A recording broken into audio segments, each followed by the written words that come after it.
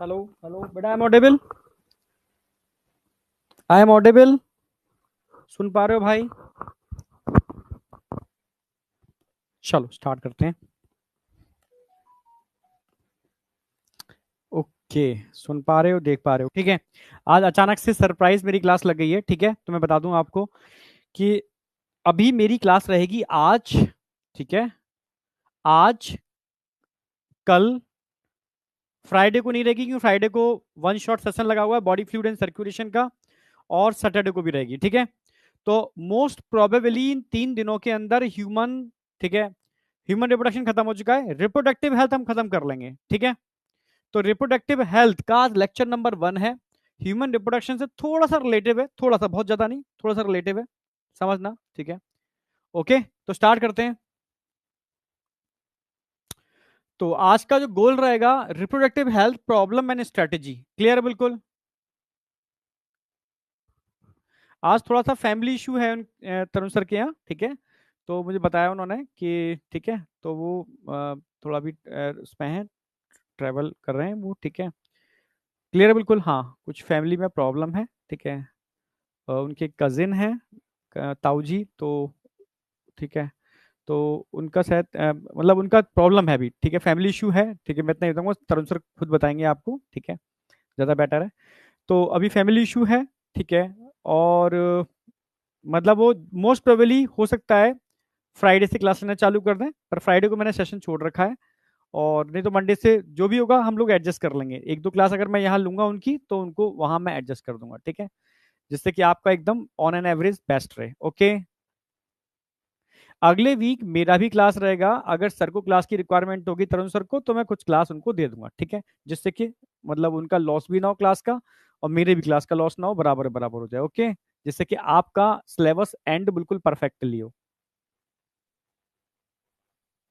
हाथ ठीक है बेटा, हाथ में तो टाइम लगेगा क्योंकि थोड़ा सा टाइम लगेगा उसमें, ठीक है। अभी तो इतना नहीं, ठीक है। अब आगे स्टार्ट करता हूं मैं।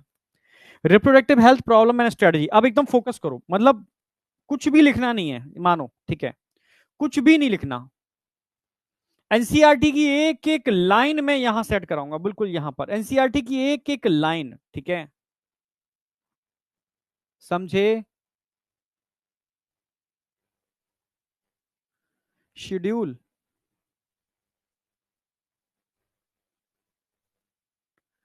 अच्छा अच्छा। शेड्यूल तो देखो ठीक है बेटा, शेड्यूल में ऐसा कुछ दिक्कत नहीं है, ठीक है। मेरा प्रॉब्लम थी तो कुछ क्लासेस, ठीक है, बॉटनी की लग गई, ठीक है। अब मैं बॉटनी क्लास डिस्टर्ब नहीं करूंगा, ठीक है, बट अभी इमरजेंसी है, मतलब उनके हिंट, चलो हिंट दे ही देता हूँ, ठीक है। तरुण सर के ताऊ जी का देहांत हो गया है आज रात में, ठीक है। तो समझ रहे हो वो, जो भी प्रक्रिया होती है तो उसके लिए वो अभी ट्रैवल कर रहे हैं, गए हुए हैं फैमिली के साथ, ठीक है। तो कोई भी देखो, ये आपको पता होना चाहिए, कभी भी हम लोग शेड्यूल डिस्टर्ब नहीं करते जब तक कोई बहुत बुरी स्थिति ना हो, ऐसी स्थिति ना हो कि मतलब एबिलिटी ना हो, समझ रहे हो, जैसे हाथ बिल्कुल ही टूट गया, ठीक है। तो स्थिति ऐसी थी कि हॉस्पिटल में था, ठीक है, सर्जरी हो रही थी। तब सर, तरुण सर ने उसको, हम चाहते हैं कि आपका लॉस ना हो, ठीक है। क्लास ऐसा ना हो कि खाली चली जाए, ठीक है। तो कोशिश ये रहती है कि उस क्लास को मैं ले लूं, बायो की क्लास बायो की जगह रिप्लेस हो जाएगी, ठीक है। तो उसमें आपको दिक्कत नहीं होनी चाहिए, और टॉपिक भी नया स्टार्ट कर रहे हैं। और मैं आपसे कह भी रहा हूं कि तीन, अगर 4 क्लासें मिलती हैं, 4 या 3 क्लासों के अंदर तो मैं इजिली खत्म करा देता हूँ ये वाला टॉपिक, ठीक है। जिससे कि अगर बॉटनी स्टार्ट होती है आपकी मंडे से, तो आप मतलब पूरी कोशिश होती है कि आपके शेड्यूल में, आपकी चीजों में जरा सा भी फ्लक्चुएशन ना हो, ठीक है। पूरी कोशिश रहती है, ठीक है। चलो खैर, समझ गए ना, हाँ। तो थोड़ी प्रॉब्लम थी इसलिए, ठीक है, वो अभी गए हुए हैं। बाद बाकी का बायो में तो कहीं कोई दिक्कत आ ही नहीं रही होगी, ठीक है। चलो वापस आ जाओ, ठीक है। आज का जो टॉपिक है ना, इसमें आप बिल्कुल लिखोगे नहीं। एनसीईआरटी खोल के बैठना चाहते हो, एनसीईआरटी खोल के बैठ जाओ, एनसीईआरटी की एक एक लाइन याद मैं करा दूंगा, ये गारंटी है, ठीक है, हाँ। ठीक है, आज देखो, आज जो पार्ट हमारा होगा प्रॉब्लम एंड स्ट्रेटजी वाला होगा, पॉपुलेशन एक्सप्लोजन थोड़ा सा मैं हिंट दे दूंगा आज, ठीक है। पॉपुलेशन एक्सप्लोजन का हिंट दे दूंगा। कल मैं कराऊंगा एक्चुअली पूरा पॉपुलेशन एक्सप्लोजन, ठीक है। क्या एक्सप्लोजन हुआ इसका, किस लेवल पे पॉपुलेशन पहुंच चुकी है, और उसको कंट्रोल करने के तरीके क्या क्या हैं, ठीक है। ये पूरी कल चलेगा, पूरा लेक्चर कल चलेगा, पॉपुलेशन एक्सप्लोजन एंड उसको कंट्रोल करने के लिए जो जो डिवाइस है, परमानेंट डिवाइस, ठीक है, जिसको बर्थ कंट्रोल डिवाइस कहते हैं, वो पूरा कल चलेगा, ठीक है। आज ओवरव्यू दूंगा मैं कि रिप्रोडक्टिव हेल्थ क्या है, ठीक है, और उसको मतलब क्या स्ट्रेटजी है उसकी अवेयरनेस के लिए, ठीक है, उसकी मतलब प्रॉब्लम्स क्या है, स्ट्रेटजी क्या है। तो अब बेसिक बिल्कुल एनसीईआरटी की लाइन, सारी एनसीईआरटी की लाइंस है, जो बच्चा रीडिंग कर करके थक जाता है पर कुछ पल्ले नहीं पड़ता, ठीक है। मैं कह रहा हूं कि अभी एकदम फोकस करो, एनसीईआरटी की एक एक लाइन आपके ब्रेन की लाइब्रेरी में सेट होगी, गारंटी मेरी है, ठीक है, गारंटी मेरी है, ठीक है। तो सबसे पहले मैं बात करूंगा भाई रिप्रोडक्टिव हेल्थ क्या है। तो कुछ एस्पेक्ट हैं, जैसे एक एस्पेक्ट नहीं, कई एस्पेक्ट होते हैं। जैसे ऐसा नहीं है कि भाई किसी के गोनैट्स परफेक्ट हैं, ठीक है, गोनैट्स ठीक हैं, ठीक है, तो कहेगा नहीं भाई हम तो रिप्रोडक्टिव हेल्थी हैं, ना ना ना ना ना, ऐसा इंसान रिप्रोडक्टिवली हेल्दी नहीं हो सकता, खाली एक ही एस्पेक्ट की वजह से, ठीक है। आप फिजिकली हेल्दी हो मानता हूं, पर आप क्या इमोशनली हेल्दी हो, आप समझ रहे हो, क्या आप बिहेवियर से हेल्दी हो, क्या आप सोशली हेल्दी हो, ठीक है। अगर आप इमोशनली, बिहेवियर और सोशल भी हेल्दी हो तो हाँ मानेंगे कि भाई आप रिप्रोडक्टिव हेल्दी हो, मतलब फिजिकली हेल्दी के साथ साथ। हाँ, समझ में आ गया, आप फिजिकली हेल्दी हो पर आप इमोशनली हेल्दी नहीं हो, आप बिहेवियर से हेल्दी नहीं हो, ठीक है, गंदा बिहेवियर आपका, सोशली आपकी थॉट बहुत गंदी है, तो आप एक्चुअल में रिप्रोडक्टिवली हेल्दी नहीं हो, ठीक है। तो रिप्रोडक्टिवली हेल्दी कोई इंसान तभी हो सकता है जब वो चार एस्पेक्ट में कम से कम हेल्दी हो, फिजिकली, इमोशनली, समझ रहे हो ना मेरी बात, हाँ, फिजिकली, इमोशनली, और साथ में मैंने बताया बिहेवियर से और सोशली, सामाजिक रूप से भी आप, ठीक है, मतलब कभी भी कोई गंदी कमेंट नहीं करते हो, समझ रहे हो ना, सामाजिक रूप से आपके मतलब थॉट प्रोसेस बहुत गंदा नहीं है, ठीक है, तो आप सही मायने में रिप्रोडक्टिवली हेल्दी हो, ठीक है। अकॉर्डिंग टू WHO, जिसका मेन सेंटर जिनेवा में है, ये पूछा गया था WHO का सेंटर कहां पर है, ठीक है, तो जिनेवा, ठीक है। तो according to WHO, world health organisation, समझना, वर्ल्ड हेल्थ ऑर्गेनाइजेशन कहां पर है, जिनेवा, कहां पर है, जिनेवा, अरे भाई कहां पर है, जिनेवा, ये ध्यान रखना है। चार एस्पेक्ट में आपको हेल्दी होना पड़ेगा, फिजिकली, इमोशनली, बिहेवियर से सोशली, तभी सही मायने में आप हेल्दी हो, नहीं तो आप रिप्रोडक्टिवली हेल्दी नहीं हो। ये डेफिनेशन कभी भूलोगे नहीं, ठीक है। कोई भी इंसान रिप्रोडक्टिवली हेल्दी तभी होता है जब फिजिकली के साथ साथ इमोशनली, बिहेवियर से और सोशली हेल्दी हो। ओके, अब याद हो गया होगा मुझे लगता है। ओके, चलो आगे बढ़ रहा हूं मैं। अब बात करते हैं रिप्रोडक्टिव हेल्दी सोसाइटी। एनसीईआरटी में अगला लाइन दे रखा है कि ऐसी कौन सी सोसाइटी होती है जो वास्तव में रिप्रोडक्टिवली हेल्दी, आप कह सकते हो सोसाइटी या रिप्रोडक्टिवली हेल्दी है। सब पढ़े लिखे लोग हैं, सब समझदार हैं, सब सोशली हेल्दी हैं, सब फिजिकली हेल्दी भी हैं, सब बिहेवियर से भी हेल्दी हैं, ठीक है। तो आप बोलोगे physically functional normal reproductive organ and emotionally behaviour से, ये सब और interaction among them in all sex related aspect may be called reproductively healthy society. मतलब कोई भी सेक्स रिलेटेड एस्पेक्ट होता है ना, जैसे सेक्स नाम सुनते ही कई लोग हा हा हु दांत दिखाना चालू कर देते हैं, कई समझ रहे हो ना, कुछ मतलब गलत हरकतें चालू कर देते हैं, ठीक है, तो वो बेवकूफ है, समझ रहे हो ना मेरी बात। क्योंकि सीधी सी बात है, आपका अस्तित्व हो या मेरा अस्तित्व हो या हम दुनिया में सबका अस्तित्व हो, ठीक है, उसमें इस भाई मेन यही तो है, उसकी वजह से तो अस्तित्व है, आज तुम हो या हम हैं। तो आप अपने ही अस्तित्व पर हंस रहे हो, सही मायने में तो आप समझ रहे हो, आप अपने ही अस्तित्व पर हंस रहे हो। तो सोसाइटी जो वास्तव में अच्छी सोसाइटी होती है, जो मतलब वेल कह सकते हो अच्छे लोग हैं, ठीक है, तो मैंने बताया रिप्रोडक्टिवली तो मतलब ऑर्गन तो उनके बेस्ट होंगे ही, ठीक है, ऑर्गन हेल्दी होंगे, पर functional normal reproductive organ physically normal है, इमोशनली नॉर्मल है, बिहेवियर से नॉर्मल है, ठीक है, और इससे रिलेटेड जो भी एस्पेक्ट होते हैं, ठीक है, वो उनके बीच में कम्युनिकेशन बहुत हेल्दी होता है, ठीक है, तो समझ लो कि यार वो ठीक है, सही लोग हैं, ठीक है, और ऐसी लोगों से मिलकर बनने वाली सोसाइटी रिप्रोडक्टिवली हेल्दी सोसाइटी होती है। चार बस एस्पेक्ट ध्यान रखने हैं आपको, फिजिकली, इमोशनली, बिहेवियर और सोशली, बस। अब कहानी चालू करते हैं, reproductive health problem and strategy, जो मैंने हेडिंग डाली थी, ठीक है, इंदिरा गांधी के टाइम की बात मैं करता हूं, क्योंकि वही एक खतरनाक कंडीशन थी जब पॉपुलेशन एकदम विस्फोट हो रहा हो, उस तरीके से बढ़ रही थी, ठीक है, मतलब मानो कि आजादी किस चीज की मिली हो, अब तक लोग बिजी थे, ठीक है, देश को आजाद कराने में ध्यान ही नहीं था कहीं और, ठीक है, जैसे ही देश आजाद हुआ एकदम ठल्ले पड़े हुए तो दिमाग खुरापातों में घूमा, ठीक है, और ऐसी खुरापातों में हुआ कि एकदम तेजी से आबादी बढ़ती चली गई, ठीक है, इतनी बड़ी कि इंदिरा गांधी को, ठीक है, नसबंदी, वासेक्टोमी और एक ट्यूबेक्टोमी होता है ना, ऐसी वासेक्टोमी को एकदम स्ट्रिगली, मतलब बहुत पावरफुल तरीके से उसको अप्लाई करना पड़ा कि हर चौराहे पर, ठीक है, बड़े बड़े शहरों के चौराहों पर एक कैंप लगाए गए, ठीक है, कोई भी मेल निकले पकड़ो उसकी वासेक्टोमी कर दो। इतना ज्यादा मतलब परेशान थे कि भाई क्या हो क्या रहा है ये, ठीक है, लोगों को हो क्या गया, ठीक है, पॉपुलेशन इतनी तेजी से बढ़ रही है। ये हाल इंडिया में नहीं थे, ये चाइना में भी थे। चाइना तो ऑलरेडी आप जानते हो वर्ल्ड का सबसे बड़ा मतलब पॉपुलेशन के मामले में नंबर 1 है, ठीक है। तो India was among the first country, but India ने एक कदम बहुत स्ट्रांग उठाया, ठीक है, जिसके बेस पर आप कह सकते हो कि भाई ठीक है, हाँ, स्टार्टिंग इन्होंने की, मतलब कहते हैं ना, प्रॉब्लम क्या थी, स्ट्रेटेजी इसने निकाली। तो बढ़ती हुई जनसंख्या पूरी दुनिया में एक बहुत बड़ी प्रॉब्लम है, ठीक है, जिसमें India was the first country, ध्यान रखना, India was the first country, India was the first country in the world जिसने इनिशिएट किया, ठीक है, एक्शन प्लान नेशनल लेवल पर, ठीक है, जिसका मेन गोल क्या था, इसका गोल था reproductive health as the social goal. This programme, इसको बोलते हैं फैमिली प्लानिंग प्रोग्राम, जो कब स्टार्ट हुआ था 1951 में। तो एक लाइन ध्यान रखनी है कि बढ़ती हुई जनसंख्या से इंडिया ही नहीं और भी कंट्री परेशान थे, ठीक है, उन सब में इंडिया ने सबसे पहले, पूरी दुनिया में सबसे पहले, ठीक है, रिप्रोडक्टिव हेल्थ को गोल बना करके पहला फैमिली प्लानिंग प्रोग्राम लॉन्च किया था 1951। इस पे क्वेश्चन आता है 1951 में, क्लियर है बिल्कुल।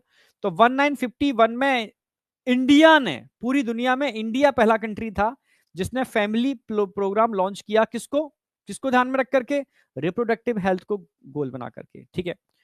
क्योंकि भाई दो तीन चीजें हैं, ठीक है, एक तो जनसंख्या बढ़ रही है, एक उस भाई जब आप समझोगे ही नहीं चीजों को तो एड्स जैसी भयानक बीमारियां भी होंगी, ठीक है, सेक्सुअली ट्रांसमिटेड डिसीज भी होंगी, कहीं ना कहीं एबॉर्शन के केस भी बढ़ेंगे, ठीक है, कहीं ना कहीं मैटरनल और फीटल हेल्थ इशू भी आएंगे, बहुत सारी दिक्कतें इसकी वजह से आती हैं। तो इंडिया ने पहला प्रोग्राम लॉन्च कर दिया फैमिली प्लानिंग प्रोग्राम। भाई एक प्रोग्राम के तहत काम करोगे तो आप भी खुश रहोगे, आने आने वाला फ्यूचर भी खुश रहेगा, मतलब बच्चे भी खुश रहेंगे, और आप बीमार भी नहीं पड़ोगे, और आपको अवेयरनेस होनी चाहिए, ठीक है। हाँ, समस्या क्या आई, फैमिली प्लानिंग प्रोग्राम तो लॉन्च कर दिया, पर रिप्रोडक्टिव हेल्थ के साथ साथ, ठीक है, चाइल्ड हेल्थ केयर प्रोग्राम भी जोड़ना पड़ेगा, तभी एक्चुअल में सही मायने में इंडिया आपका बेटर काम कर पाएगा। क्योंकि जो आज बच्चे हैं वो कल, समझ रहे हो ना कहीं बहुत बड़ी बड़ी चीजों पोस्टों पर होंगे, और इंडिया की भागदौड़ वो संभाल रहे होंगे। तो बच्चों का हेल्दी होना बहुत जरूरी है, तो इसको थोड़ा मॉडिफाई किया। रिप्रोडक्टिव हेल्थ के साथ साथ हमने क्या जोड़ दिया इसके अंदर, child health care programme, RCH बना दिया इसको, reproductive and child health care programme, इसको थोड़ा सा मॉडिफाई कर दिया हमने, ठीक है। तो एक बात याद आ गई कि सबसे पहले मैंने बताया व्हाट इज रिप्रोडक्टिव हेल्थ, आपको पता होना चाहिए। नोट्स बनाओ ना बनाओ कोई फर्क नहीं पड़ता, ठीक है, क्योंकि मैंने अभी स्टार्टिंग के जो 2 लेक्चर हैं वो एनसीईआरटी की लाइंस को तोड़ के बनाए, पर एनसीईआरटी की लाइंस को इस खूबसूरती से तोड़ा है मैंने कि एनसीईआरटी की लाइन, एक एक लाइन आपको याद करा दूंगा इस तरीके से, बहुत मतलब अल्टीमेट वे में। एनसीईआरटी खोल के बैठो, आपको पल्ले नहीं पड़ेगी, अब देखो पल्ले पड़ेगी, ठीक है। तो मैंने बताया सबसे पहले आपने समझ में आया कि what is reproductive health, 4 aspect में आप हेल्दी हो तो आप रिप्रोडक्टिवली हेल्दी हो। दूसरा, प्रॉब्लम एंड स्ट्रेटेजी। प्रॉब्लम क्या है, बढ़ती जनसंख्या को ध्यान में रखते हुए पूरी दुनिया में इंडिया पहला कंट्री था जिसने रिप्रोडक्टिव हेल्थ को गोल बना करके पहला फैमिली प्लानिंग प्रोग्राम लॉन्च किया 1951 में। इसमें थोड़ा सा चाइल्ड हेल्थ केयर को भी जोड़ दिया, ठीक है, और बना दिया इसको RCH, RCH, reproductive and child health care programme. अब बताओ यहां तक कोई doubt, reproductive and child health care programme, इसको थोड़ा मॉडिफाई कर दिया इन्होंने, ठीक है। अब आ जाओ, ये प्रोग्राम समझ में आ गया जो लॉन्च हुआ है। अब इस प्रोग्राम के ऑब्जेक्टिव क्या क्या हैं, objective of reproductive and child health care programme, क्या ऑब्जेक्टिव हैं इसके, कैसे काम करता है ये प्रोग्राम, ठीक है, इसके अंतर्गत क्या क्या चीजें आती हैं। मैं थोड़ा बैक में जाऊंगा, ठीक है, उस समय जब हम छोटे छोटे से थे, बहुत छोटे थे, ठीक है, नुक्कड़ नाटक आया करता था, ठीक है, हाँ, नुक्कड़ नाटक आया करता था। इसके अलावा ग्रामीण क्षेत्रों में भी नुक्कड़ नाटक की तहज पर जो वहां के युवा होते थे वो नाटक किया करते थे, ठीक है। गांव में जाओगे तो कहीं रोड आ रही है, ट्रायंगल बना हुआ है, तो वहां पे इकट्ठे हो जाते थे, वो नाटक करते थे। गवर्नमेंट उनको एक मतलब एक पर्टिकुलर कह सकते हो मनी भी प्रोवाइड करती थी कि आपको गवर्नमेंट प्रोग्राम का ऐड करना है, क्योंकि ग्रामीण क्षेत्रों में लोग कहाँ अवेयर होते थे, ना तो न्यूज़पेपर आते थे उस समय ग्रामीण क्षेत्रों में, समझ रहे हो, ना टीवी टेलीविजन हुआ करते थे, पिक्चर उच्चर का कुछ कंसेप्ट ही नहीं था, ठीक है। बस ट्रांजिस्टर रेडियो हुआ करते थे एक आम आदमी के पास, खेतों पर बैठ के वो चला लेता था, वही एक एंटरटेनमेंट के साधन थे। वो भी हर किसी के पास नहीं थे, ठीक है, एक आम इंसान को कैसे पता चले। तो लोग इंटरटेनमेंट के लिए कुछ ना कुछ करना पसंद करते थे। तो क्या होता था, ऐसे युवा जो होते थे वो नाटक करके गवर्नमेंट प्रोग्राम की चीजों को बताया करते थे कि और अच्छा ऐसा हो गया, ऐसा हो गया, अब क्या होगा। तो गांव वाले देखते थे, गांव वालों को एंटरटेनमेंट हो रहा था, पर सीखते भी थे उन नाटकों से, ठीक है। तो आखिर वो क्या क्या चीजें गवर्नमेंट ने स्टार्ट की, ठीक है, जिससे कि लोगों को अवेयर किया जाए फैमिली प्लानिंग प्रोग्राम के लिए, ठीक है। तो उसी वही हमारे ऑब्जेक्टिव होंगे, ठीक है। और क्या हम किस लेवल पर इसमें सक्सेस हुए, वो सारी बातें हम जिक्र करेंगे इस प्रोग्राम के अंदर। तो सबसे पहला हमारा टारगेट था awareness about reproductive related aspect. जो भी रिप्रोडक्टिव रिलेटेड एस्पेक्ट हैं उनसे, उनके लिए अवेयरनेस। तो अवेयरनेस के लिए इस प्रोग्राम में क्या क्या चीजें यूज की गई, तो इसमें आता है, ठीक है, समझना मेरी बात, ऑडियो, ठीक है, विजुअल एंड प्रिंट मीडिया। फिर से बोल रहा हूं, audio, visual and print media. Audio का मतलब है उस समय गवर्नमेंट ने ट्रांजिस्टर, ट्रांजिस्टर या कह सकते हो एफएम वगैरह, नहीं, रेडियो ट्रांजिस्टर होते थे, ठीक है, उस पर ऐड ऐड करती थी गवर्नमेंट कि भाई ये चीजें हैं, ऐसा करना है, वैसा करना है, ठीक है। ठीक है, विजुअल, विजुअल का मतलब है दूरदर्शन एक चैनल आया करता था, ठीक है, कुछ लोगों के पास टीवी हुआ करती थी, या कहीं कहीं पिक्चर हॉल हुआ करते थे। ऐसे पिक्चर हॉल मैंने देखी है पिक्चर, ठीक है, छत ही नहीं होती थी, बाहर एक बहुत बड़ी दीवार होती थी, बहुत बड़ा एक दीवार, ठीक है, चेयर की जगह सीमेंट की, ऐसे ऐसे नहीं जो स्टेडियम में सीढ़ियां होती हैं, ऐसी सीढ़ियां हुआ करती थी, ठीक है। उन सीढ़ियों के पीछे एक छोटा सा एक कमरा हुआ करता था, ठीक है, और एक सामने एक बहुत बड़ी दीवार। तो लोग आकर के वहां बैठ जाते थे, 1 रुपए टिकट लगती थी, 1 रुपए 50 पैसे, ठीक है। तो बस आके बैठ जाते थे वहां उनकी सीमेंट की उन पर, ठीक है, जो बनी होती थी। 1 रुपए टिकट देनी होती थी और अपने आ जाओ, ठीक है। और फिर उसमें मूवी चलती थी एक, ठीक है, पुरानी कोई मूवी, ठीक है, उससे मूवी चलती थी, तो मूवी चलने से पहले ऐड आते थे बहुत सारे, फिर इंटरवल होता था, फिर ऐड आते थे बहुत सारे, ठीक है।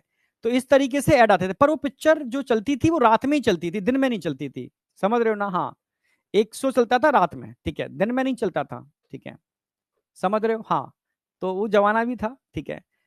हाँ, डीडी न्यूज आता था, तो नो डाउट मुझे याद है जब डीडी न्यूज आया था ना, तो हम बड़े खुश थे।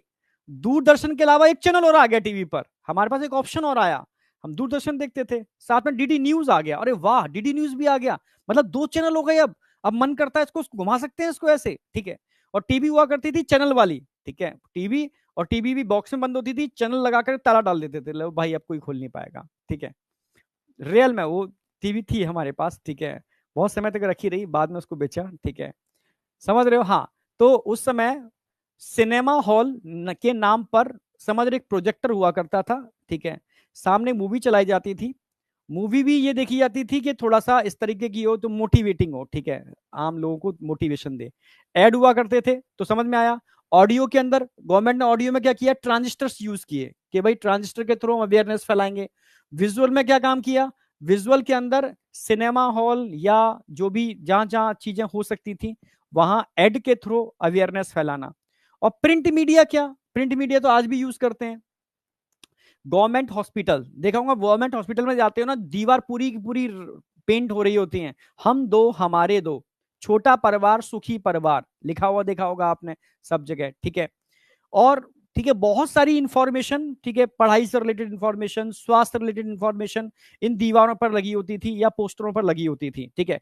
गवर्नमेंट ऑर्गेनाइजेशन में इतना ही नहीं, आप अगर रेलवे टिकट खरीदने जाते हो तो रेलवे टिकट पर एक साइड टिकट होती थी, एक साइड उसका ऐड होता था गवर्नमेंट का कि हम दो हमारे दो। इतना ही नहीं, आप अगर डाक की टिकट खरीदते थे, पहले हम लोग लेटर लिखते थे, लेटर लिख करके पोस्ट ऑफिस में उसमें टिकट लगा करके चिपका करके तब पोस्ट ऑफिस में डाला जाता था। तब कुछ दिनों के अंदर वो जहां पहुंचाना होता था वो पहुंचता था, सोचो, ठीक है। फोन के लिए मुझे याद है एसटीडी हुआ करती थी, ठीक, घर पे तो नहीं हुआ करते थे, तो वो घुमाने वाले फोन हुआ करते थे, तो लाइन लगती थी, भाई तेरा नंबर आएगा बहुत, रुक जा अभी बैठ ले, तो लाइन के लिए सीटें पड़ती थी, भाई बेंच डाल देते थे कि भाई एसटीडी की लाइन लग रही है, आपका नंबर आएगा तब आपको फोन करने को मिलेगा, ठीक है। समझ रहे हो? हाँ, बड़ा मतलब चीजें होती थी। फिर लोकल फोन वाला कंसेप्ट आया, तो लोकल सिक्के रखा करते थे, ढूंढ ढूंढ करके सिक्का डाला, भाई बात करना चालू कर दी। अरे बंद होने वाला, जो सिक्का डाल, दूसरा सिक्का डाल, मतलब क्या, मतलब जमाना था मस्त। और आज देखो क्या है, जितना हम एडवांस होते जा रहे हैं उतना ही हम अकेले भी होते जा रहे हैं, रियलिटी है, ठीक है। वो जमाना मतलब मजेदार था कि एसटीडी पे पहुंच गए तो 2 घंटे कहाँ निकल गए पता ही नहीं, ठीक है। तो वही फोन करने जा रहे हैं, 2 घंटे निकल जाते थे, मतलब एक मतलब गजब ही जमाना था। तो audio video visual print media, फिर न्यूज़पेपर स्टार्ट हुए, न्यूज़पेपर में ऐड आना चालू हुए, ठीक है। जितने भी रेलवे टिकट होते थे, डाक टिकट होते थे, जहां जहां गवर्नमेंट की चीजें होती थी, वहां पर प्रिंट के माध्यम से गवर्नमेंट ऐड करके बताना चाहती थी, या यही प्रोग्राम, फैमिली प्लानिंग प्रोग्राम की इंफॉर्मेशन दी जाती थी। समझ में आ गया? तो ये तरीके थे, audio video print media, clear है बिल्कुल।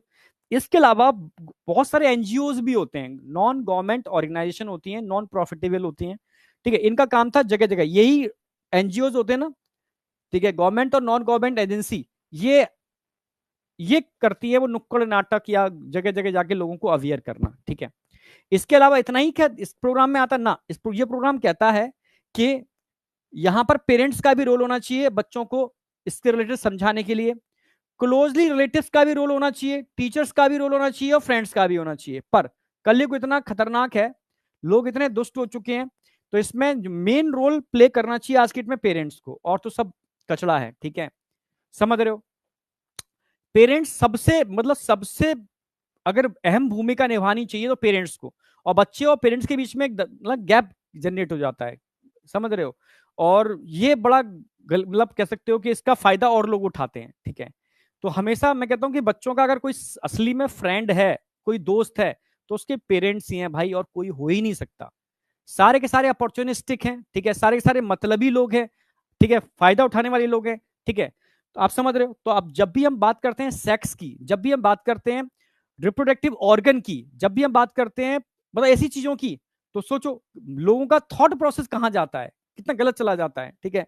तो पेरेंट्स के अलावा और कोई हो ही नहीं सकता। तब भी कहती है कि क्लोजली रिलेटिव हैं जो अच्छे हैं अगर, तो उनको पार्टिसिपेट करना चाहिए। टीचर अगर अच्छे हैं तो उनको पार्टिसिपेट करना चाहिए।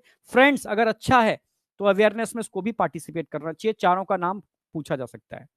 फिर गवर्नमेंट कहती है, ये प्रोग्राम कहता है आरसीएच कि इसमें स्कूल्स को भी पार्टिसिपेट करना चाहिए, पर दुर्भाग्य, ठीक है, स्कूलों में फिजिक्स का टीचर अगर एक पैराबोला कोई कर बनाता है तो उसी पर लोग पता नहीं क्या क्या उसने थोड़ा सा भी टर्म यूज कर दिया उसने, ठीक है, तो पता नहीं कुछ भी चालू हो जाते हैं, ठीक है, क्योंकि टीचर ही सीरियस नहीं है तो बच्चा कहां से सीरियस हो जाएगा। आप समझ रहे हो? तो पर अब आकर के ये बहुत अब बाद में आकर के गवर्नमेंट ने आगे आकर के 11th भी नहीं 12th में आकर के सेक्स एजुकेशन को, ठीक है, एनसीईआरटी के सिलेबस में ऐड किया, अब 12th में आकर के, ठीक है। जबकि होना चाहिए था 10th में, पर 12th में ऐड कर रहे हैं, 11th में भी नहीं, ठीक है। तो introduction of sex education in schools should also be encouraged, ये प्रोग्राम बोलता है RCH, reproductive and child health care programme. तो बेसिक समझ में आया। क्वेश्चन आएगा कि डेफिनेशन क्या है रिप्रोडक्टिव हेल्थ की, समझ रहे हो? डेफिनेशन क्या है रिप्रोडक्टिव हेल्थ की, ये आपको बताना चाहिए। दूसरा ध्यान रखना है, पहली बार किस कंट्री ने फैमिली प्लानिंग प्रोग्राम लॉन्च किया था, आपको बोलना है इंडिया। कब लॉन्च किया था? 1951 में, ठीक है। इस प्रोग्राम को मॉडिफाई किस फॉर्म में किया? आप बोलोगे RCH, reproductive and child health care programme. इस प्रोग्राम के ऑब्जेक्टिव क्या थे? आप बोलोगे पहला ऑब्जेक्टिव था अवेयरनेस। अवेयरनेस के लिए किस किस का इसमें यूज होना चाहिए? आप बोलोगे ऑडियो वीडियो प्रिंट मीडिया। किसने पार्टिसिपेट करना चाहिए? Government non government organisation. और किसका पार्टिसिपेशन होना चाहिए? आप बोलोगे पेरेंट्स का, फ्रेंड्स का, टीचर का, क्लोजली रिलेटिव का, ठीक है। क्या स्कूल को भी इसमें मतलब पार्टिसिपेट करना चाहिए? यस, ठीक है, उसको भी, ठीक है, इसमें पार्टिसिपेट करना चाहिए, जो अब कर रहा है 12th स्टैंडर्ड पर आकर के, ठीक है। ये सारे पॉइंट क्लियर हो गए। अब मैं बात करूंगा, ये तो अवेयरनेस हो गई। अब किस चीज की अवेयरनेस? असमें आज हम बात कर रहे हैं ऑडियो वीडियो प्रिंट मीडिया, ये किस चीज की अवेयरनेस, ठीक है। वो ऑब्जेक्टिव क्या है अवेयरनेस वाले? रिप्रोडक्टिव ऑर्गन की अवेयरनेस, कि मेल के रिप्रोडक्टिव ऑर्गन, फीमेल के रिप्रोडक्टिव ऑर्गन, ठीक है, उनको अवेयरनेस होनी चाहिए। कि एक प्यूबर्टी का टाइम आता है, वही 12 साल वाली उम्र, 12-13 साल वाली उम्र, ठीक है, मेल के अंदर स्पर्मेटोजेनेसिस चालू होती है। वो बच्चा अगर अवेयर नहीं है, ठीक है, वो जानता नहीं है, तो अपनी बॉडी में होने वाले चेंजेस को आइडेंटिफाई नहीं कर पाएगा, वो समझ ही नहीं पाएगा ये हो क्या रहा है। आप समझ रहे हो ना? ये अचानक से सीमन का प्रोडक्शन, वो जानते नहीं सीमन क्या होता है, ठीक है, तो वो कहीं डर जाएगा, उसका फायदा कुछ और लोग उठाएंगे, समझ रहे हो? वो समझ ही नहीं पाएगा क्योंकि पेरेंट्स से उसने दूरी बना रखी है, ठीक है, समझ रहे हो? उधर फीमेल की बात करते हैं तो और भयानक दृश्य नजर आता है, क्योंकि अगर अगर पेरेंट्स कांटेक्ट में नहीं है, पेरेंट्स उसको अवेयर नहीं करते, अगर ये माँ का फर्ज होता है, ठीक है, अगर माँ उसको अवेयर नहीं करती कि बेटा समय आने के बाद ऐसे ऐसे चेंजेस होते हैं, ठीक है, तो वो बहुत टेंशन में कि ब्लीडिंग हो कहां से रही है, इसका कॉज क्या है, बहुत सारी चीजें, तो इससे वो मेंटली शॉक में भी जा सकते हैं बच्चे ऐसे। तो इसलिए गवर्नमेंट कहती है कि 10th स्टैंडर्ड पर ये एजुकेशन होनी चाहिए, पर इमेच्योरिटी इमेच्योरिटी की वजह से ये 10th स्टैंडर्ड पर नहीं है। अभी केस भी सुने होंगे, एक टीचर का केस सुना होगा आपने, ठीक है, शायद कानपुर का केस था, ठीक है, एक बच्ची, मतलब अवेयरनेस दोनों जगह चाहिए, ठीक है, आप समझ रहे हो, बच्चों को भी अवेयर होना पड़ेगा, चाहे गर्ल्स हो या बॉयज हो, ठीक है, आप समझ रहे हो, क्योंकि जहां रक्षक होता है वहीं भक्षक भी होता है, ठीक है, तो दुनिया का कोई भरोसा नहीं कौन क्या है कैसे है, तो आपको खुद भी अवेयर होना पड़ेगा, ठीक है, समझदार होना पड़ेगा। और मेन आपका जो, मतलब अगर कोई सच्चा दोस्त है तो पेरेंट्स ही हैं भाई, और कोई नहीं है, मानो या ना मानो, और कोई है ही नहीं। कई बच्चे पेरेंट्स के लिए मतलब कंप्लेंट करते हैं, पर इसके अलावा कुछ पॉसिबल ही नहीं है, ठीक है। अब आगे आ जाओ। तो रिप्रोडक्टिव ऑर्गन की अवेयरनेस समय पर होनी बहुत जरूरी है, जो आरसीएस प्रोग्राम चाहता है, ठीक है। एडोलसेंस एंड रिलेटेड चेंज, जैसे ही एडोलसेंस आती है आपके अंदर, वही 13 से 18 साल वाली उम्र जो होती है, बड़ी खतरनाक उम्र होती है, इसमें चेंजेस होते हैं, क्योंकि हार्मोनल चेंजेस होते हैं, अपने पराये हो जाते हैं और पराये अपने हो जाते हैं, बड़ा खतरनाक चेंजेस होते हैं।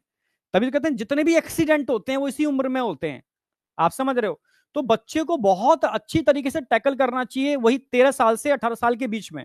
बच्चा या तो बन जाता है या बिगड़ जाता है, ठीक है, कुछ भी हो सकता है इस उम्र के अंदर, क्योंकि क्यूरियोसिटी बहुत ज्यादा होती है, हर चीज करने का उसका होता है, चाहे सुट्टा मारना, चाहे तम्बाकू खाना, समझ रहे हो, कुछ भी किसी भी फील्ड में कहीं भी मुड़ सकता है वो, ड्रग्स लेना, तो ये बहुत खतरनाक उम्र होती है, इसमें समझदारी बहुत जरूरी है, ठीक है। एडोलसेंस और उसमें होने वाले changes, safe and hygienic sexual practice, ठीक है भाई, आप रोक तो नहीं सकते हो पर अवेयर तो कर सकते हो कि अगर सेफ और हाइजेनिक सेक्सुअल प्रैक्टिस नहीं होंगे तो परिणाम बड़े घातक होंगे। सर क्या घातक होंगे? एड्स जैसी खतरनाक बीमारी जिसमें मृत्यु, डेथ निश्चित है, समझ रहे हो।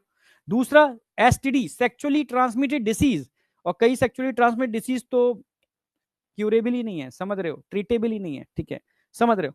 तो सेक्सुअली ट्रांसमिटेड डिसीज और एड्स जैसी खतरनाक बीमारियां, इसकी अवेयरनेस होनी चाहिए कि अगर सेफ और सेक्सुअल हाइजेनिक सेक्सुअल प्रैक्टिस नहीं होगी, ठीक है, तो ये बीमारियां मतलब इंसान की डेथ का कारण बन सकती हैं। तो इन सब चीजों को ऑब्जेक्टिव बना करके इसकी अवेयरनेस की गई, ऑडियो, वीडियो, प्रिंट मीडिया के through, government, non government organisation के थ्रू, जिसमें पार्टिसिपेट किया पेरेंट्स ने, क्लोज रिलेटिव ने, फ्रेंड्स ने, ठीक है, और टीचर्स ने। हाँ, गवर्नमेंट कहती है स्कूल को भी इसमें पार्टिसिपेट करना चाहिए। अब बताओ ये समझ में आया नहीं आया? एक बच्चा कह रहा हाइजेनिक मीन्स, अरे यार साफ सुथरी, हाइजेनिक, ठीक है, इतना हाइजीन, ये समझ में आया। तो रिप्रोडक्टिव ऑर्गन, एडोलसेंस, उसमें होने वाले changes, safe and hygienic sexual practice, sexually transmitted disease and AIDS जैसी भयानक बीमारियां अगर ध्यान नहीं रखा गया तो। एक बात क्लियर हो गई, ठीक है, मैं बिल्कुल याद करा दूंगा एनसीईआरटी की एक लाइन, बस आपको समझनी है, ध्यान से सुनना है और हर चीज को कनेक्ट करना है, जोड़ते जाना है, ठीक है। चलो समझ में आ गया। Proper information should be provided about this. अब इस इंफॉर्मेशन को देने के लिए स्ट्रेटेजी क्या अपनाई, आरसीएच की स्ट्रेटेजी क्या थी, अब स्ट्रेटेजी की बात करते हैं। तो आरसीएच ने स्ट्रेटेजी अपनाई, देखो उसने क्या काम किया कि भाई सेक्सुअल प्रैक्टिसेस कहां होती हैं, दो ग्रुप में हो सकती हैं, या तो मैरिजेबल एज ग्रुप हो, भाई मैरिजेबल एज ग्रुप है, ठीक है, यहां सेक्सुअल प्रैक्टिसेस होंगे, आप समझ गए ना मेरी बात, हाँ, ठीक है। तो पीपल स्पेशली फर्टाइल कपल जो फर्टाइल कपल हो गए, या मैरिजेबल एज ग्रुप के जो लोग हैं, यहां सेक्सुअल प्रैक्टिसेस होने की प्रोबेबिलिटी सबसे ज्यादा है। तो गवर्नमेंट ने इन दो को ही टारगेट किया, किसको टारगेट किया? फर्टाइल कपल, ठीक है, और मैरिजेबल एज ग्रुप के लोग, भाई इनको टारगेट करो, इनको समझाओ कि गलती नहीं करना, गलती करोगे तो ये परिणाम हो सकते हैं, ठीक है।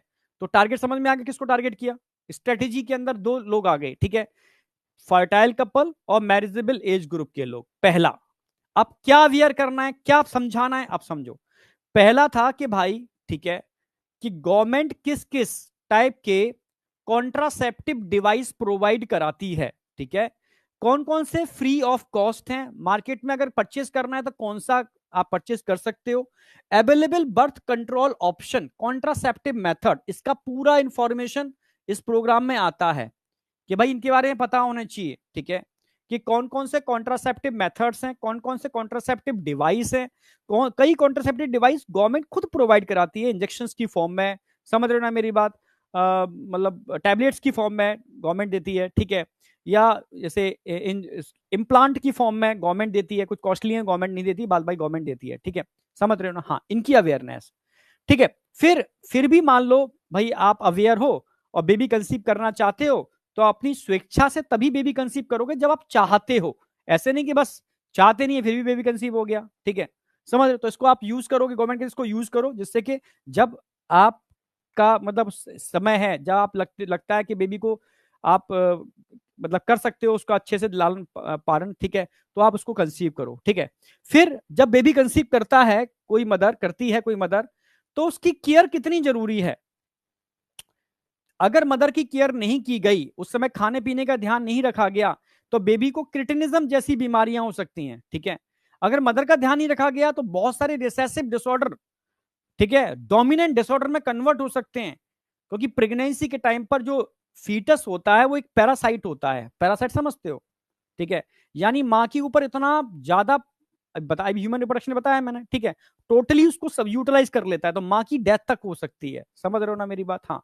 तो इस समय प्रेगनेंसी के टाइम पर मदर की केयर की इंपॉर्टेंस इस प्रोग्राम के अंतर्गत आती है कि पता होनी चाहिए हर किसी को, ठीक है। अगला, ठीक है, फिर पोस्ट नेटल केयर, भाई बच्चा कंसीव कर लिया, मदर की केयर कर ली, तो अब बच्चे के जन्म का समय आ गया, जन्म के बाद माता की और उस न्यू बॉर्न की केयर कितनी जरूरी है, ठीक है, post natal care of mother and child, ये पूरी पता होनी चाहिए, ठीक है, प्रॉपर तरीके से इंफॉर्मेशन होनी चाहिए। इतना ही नहीं, गवर्नमेंट बहुत अच्छी तरीके से प्रचार करती है, ऐड करती है कि ब्रेस्ट फीडिंग बच्चे की हेल्थ के लिए कितना जरूरी है, तो बच्चे का हेल्थ छोड़ो, माँ की हेल्थ के लिए भी ब्रेस्ट फीडिंग जरूरी है। जो मदर अपने बच्चों को ब्रेस्ट फीडिंग नहीं कराते, ठीक है, उनको ब्रेस्ट कैंसर होने की प्रोबेबिलिटी ज्यादा होती है एज, एक पर्टिकुलर एज पर, ठीक है। वैसे तो आज की डेट में मतलब यंगर्स को भी ये चीजें हो रही हैं, ठीक है, तो आप समझ रहे हो, तो लेट एज में इसके होने की प्रोबेबिलिटी कितनी ज्यादा हो सकती है, तो इसकी भी अवेयरनेस इस प्रोग्राम के अंतर्गत आती है, RCH, क्लियर है बिल्कुल। तो यहां तक कोई डाउट नहीं होना चाहिए बेटा, ठीक है। तो पहला स्टेप मैंने बताया कौन कौन से मेथड आप यूज कर रहे हो, दूसरा स्टेप मैंने बताया केयर ऑफ प्रेग्नेंट मदर, और तीसरा मैंने मेथड बताया यहां पर post natal care of mother and child, clear है। तो available birth control option, care of pregnant mother and post natal care of, ठीक है, मदर एंड चाइल्ड। अगला बताया इंपोर्टेंस ऑफ ब्रेस्ट फीडिंग, सब जुड़े हुए, मैंने लाइन को जोड़ा है, कनेक्ट किया है। सबसे पहली लाइन क्या बनाई मैंने कि भाई पहले तो बेबी कंसीव ही मत करो, ठीक है, आपको पता नहीं चाहिए ये डिवाइस है। फिर भी आपने कंसीव कर लिया तो मदर की केयर कितनी जरूरी है, मदर की केयर कर ली, बच्चा हो गया, ठीक है, तो बच्चे की और मदर की मतलब पोस्ट नेटल केयर कितनी जरूरी है, ठीक है, उसमें ब्रेस्ट फीडिंग की इंपॉर्टेंस पता होनी चाहिए आपको, हर चीज जुड़ी हुई है, ठीक है। चलो बच्चा हो गया, ब्रेस्ट फीडिंग हो गई, पर पहला बच्चा लड़की हुई, ठीक है, अब चाहती लड़के की, हो गई लड़की, नहीं भाई प्रेशर है ऊपर घर से कि एक लड़का तो चाहिए, दूसरी फिर लड़की हो गई, नहीं भाई कोई दिक्कत नहीं, दो लड़की को भी संभाल लेंगे, पर लड़का तो चाहिए, फिर लड़की हो गई, कोई दिक्कत नहीं, हम तीन लड़कियों का भी लालन पालन कर लेंगे, पर लड़का तो चाहिए। अब लड़के की चाहत में लड़कियों की लाइन लग गई, तो गलत है ना भाई, आपको इक्वल अपॉर्चुनिटी देनी चाहिए, चाहे मेल चाइल्ड हो या फीमेल चाइल्ड हो, ठीक है भाई।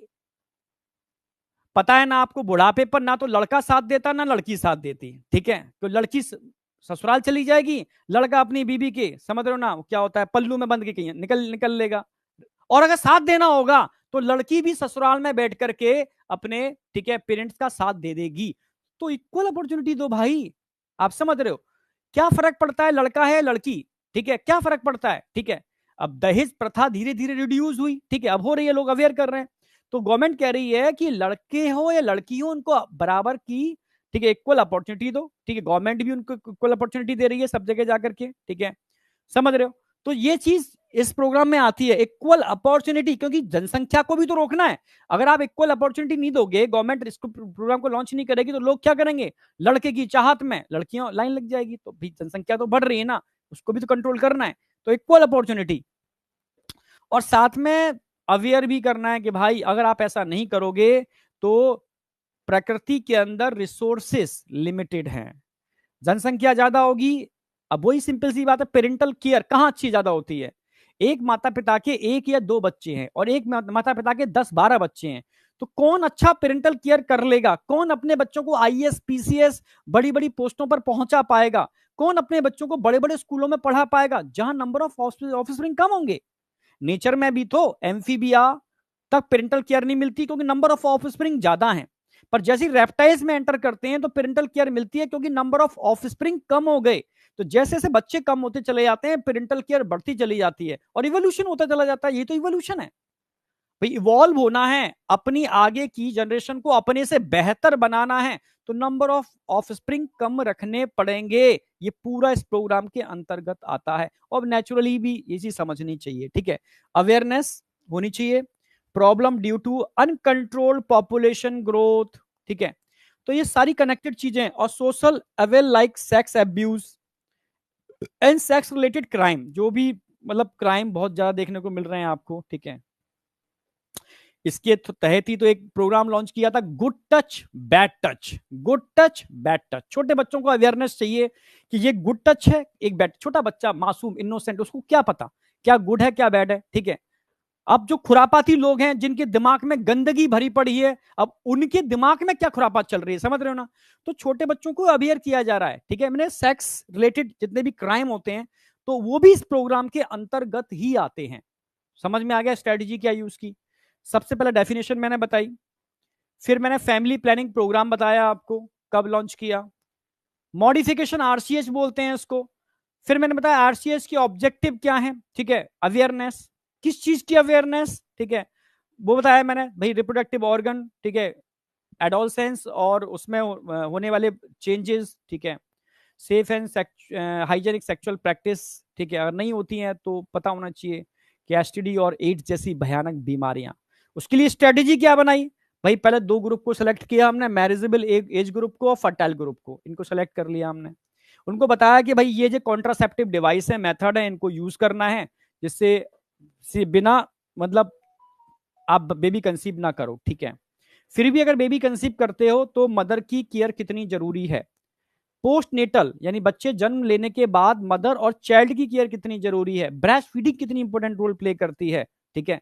ऐसा नहीं है कि पहली लड़की हो गई तो दूसरा भी लड़का की चाहत में लड़कियों की लाइन लगा रहे हो, दोनों को इक्वल अपॉर्चुनिटी दो, क्योंकि अगर जनसंख्या बढ़ेगी तो समस्या सबके संग आने वाली है, समझ रहे हो।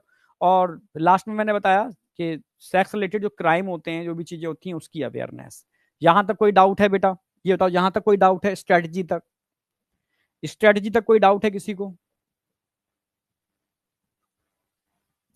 परफेक्ट, मतलब पूरा मैं याद कराना चाह रहा हूं एकदम बिल्कुल क्रिस्टल क्लियर करके, माइंड में सेट, बहुत सही, नो सर, ठीक है। अब बात आती है, गवर्नमेंट ने कहा ठीक है हमने, ठीक है, स्ट्रेटजी बना ली, अब क्या उस स्ट्रेटजी का सक्सेसफुल इंप्लीमेंटेशन पॉसिबल है।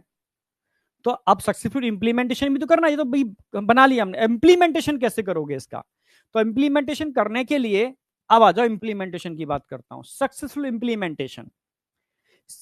इंप्लीमेंटेशन करने के लिए गवर्नमेंट को इंफ्रास्ट्रक्चर बनाने पड़ेंगे, हर गांव गांव के अंदर क्लिनिक बनाने पड़ेंगे, ठीक है, क्लिनिक हॉस्पिटल जो भी है, गांव गांव के अंदर स्कूल्स बनाने पड़ेंगे, गांव गांव के अंदर, ठीक है। तो ये पहला इंफ्रास्ट्रक्चर। दूसरा इंफ्रास्ट्रक्चर तो बना दिया, जैसे मुझे याद है मेरे गांव में, ठीक है, क्लिनिक नहीं हुआ करता था, स्कूल भी नहीं हुआ करता था, स्कूल भी दूर था, फिर कुछ लोगों ने स्कूल बनवाया, 4-5 कमरे का स्कूल, ठीक है, स्कूल खाली रहा था उसमें भैंसें बनती थी आकर के, ठीक है, समझ रहे हो, हाँ भैंस हैं, लोग अपने खाली पड़े हैं कमरे यूज कर लो, किसी ने उसमें भूसा भर दिया, किसी ने अपने जानवर बांध दिए, ठीक है। तो वो भी नहीं हो, इंफ्रास्ट्रक्चर तो बनवा दिया, ठीक है, और वो समझ रहे हो बना किस चीज के लिए यूज, कहीं कहाँ हो रहा है। तो इंफ्रास्ट्रक्चर के साथ साथ क्या होना चाहिए, वहां पर प्रोफेशनल एक्सपर्टी को भी आपको रखना पड़ेगा। आपने हॉस्पिटल बनवाए तो वहां डॉक्टर्स को भेजो भाई, तभी तो इलाज होगा। आपने हॉस्पिटल बनवा दिए, डॉक्टर ही नहीं है वहां पर, कोई डॉक्टर जाना ही नहीं चाहता। अब मैं तुमसे कहूं, ठीक है, कि बेटा आपको गांव में जाकर के डॉक्टरी करनी है, ठीक है, आप जाओगे ना? हम तो दिल्ली रहेंगे, हम तो बॉम्बे रहेंगे, हम तो बैंगलोर रहेंगे, हम तो बड़ी सिटी में जाएंगे। सर कैसी बात कर रहे हो, गांव में थोड़ा प्रैक्टिस करेंगे, ठीक है। पर गवर्नमेंट ने कंपलसरी कर दिया कि भाई डिग्री तभी मिलेगी तुम्हें, इतने टाइम तक गांव में भी प्रैक्टिस करनी पड़ेगी, ठीक है।